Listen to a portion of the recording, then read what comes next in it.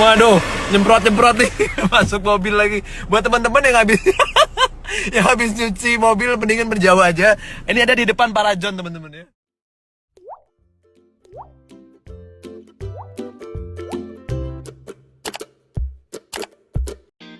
Di media sosial Twitter beredar video yang viral yang merekam sebuah benda berbentuk persegi yang ada di pinggir jalan. Dalam video itu ada narasi kipas angin on the road yang dipasang di pinggir jalan. Menurut komentar di media sosial, kipas angin on the road itu dipasang karena cuaca di Semarang.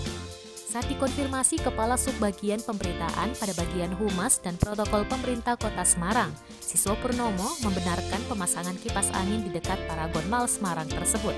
Betul, pendingin udara, ujar Purnomo saat dihubungi Kompas.com.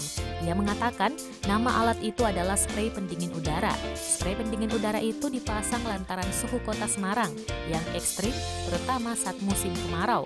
Ia mengatakan saat ini alat tersebut hanya dipasang di 2 titik, yaitu di lampu merah depan Paragon Mall Semarang dan kawasan Kota Lama.